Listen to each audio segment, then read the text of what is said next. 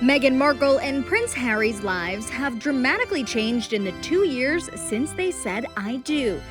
When you reflect on what's happened, it could almost be a decade that has passed. Now, ET is taking a look at their biggest developments between year 1 and year 2. You couldn't get a greater contrast between their anniversary this year and their anniversary last year. Starting with welcoming their first child, son Archie Harrison Mountbatten Windsor. Meghan gave birth to baby Sussex on May 6th, mere weeks before the couple's first wedding anniversary on May 19th. And I have the two best guys in the world, so I'm really happy. We're just so thrilled to have our own little bundle of joy. At the time, she and Harry were still getting settled into their newly renovated home in Windsor, England. And according to royal expert Katie Nicholl, there was no reason to suspect any of the events that unfolded next. There wasn't at that stage any indication that we would be here today with them living in another country, with them having stepped down as senior members of the royal family. They were determined to make this work. Meghan had committed to making England her home. But by last summer, the couple seemed to be fed up with being under constant media scrutiny. I think that has been a result of circumstances that really started to come to the surface last summer.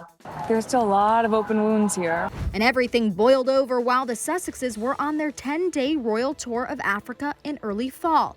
It's just been a really special trip. Despite bringing a then 4-month-old Archie along, Everything's based around Archie's feed times, so it's a full plate, but we're making it work. It's worth it. and all the glowing press they were suddenly receiving, Love this place, and again, meeting the people, the energy. the couple dropped this bombshell on the second-to-last day of their trip. This announcement that the couple are taking action against the Mail on Sunday has come as a complete surprise, in fact. And it's not just the press pack who've been taken by surprise. Palisades also apparently didn't know that this was coming. I will always protect my family, and now I have a family to protect. We learned the extent of Meghan and Harry's frustrations with the media when they got candid like never before in the documentary, Harry and Meghan, An African Journey. Every single time I see a camera, every single time I hear a click, every single time I see a flash, it takes me straight back. I guess, and also thank you for asking, because not many people have asked if I'm okay, but it's a very real thing to be going through behind the scenes. And the answer is, would it be fair to say not really okay, as in it's really been a struggle? Yes. When it came time to celebrate the holidays with the royal family, Meghan and Harry opted out, instead jetting off to Canada's Vancouver Island for some much-needed family time. It's magic. It's pretty amazing. Everything seemed to be business as usual when the couple carried out their first official royal engagement of 2020. But the following day on January 8th, Meghan and Harry announced bombshell number 2. Harry and Meghan making that major surprise announcement saying they are stepping back from royal duties and plan to spend a lot more time here in North America. The news apparently catching the Queen off guard. And if you thought things between Harry and Big Brother William were bad before, well, this made the rift even worse. It turns out it's not so much what they did, it's how they did it. After lots of thought and a big family meeting, the Queen rejected Harry and Meghan's idea to step down as senior royals while working towards financial independence and continuing to support Her Majesty, and gave them an ultimatum instead. I hope that helps you understand what it had come to, that I would step my family back from all I have ever known, to take a step forward into what I hope can be a more peaceful life.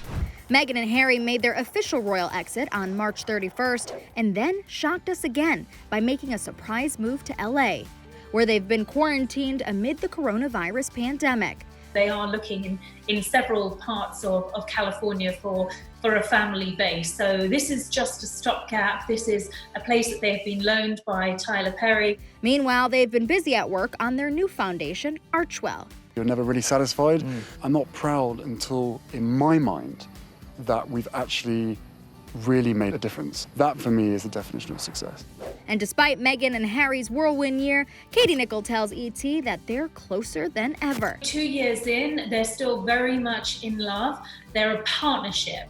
And that, if anything, the challenges and the obstacles of this past year has only brought them closer. I mean, they were close to begin with, but getting through all of this and this absolute leap of faith in creating a new life for themselves has brought them closer.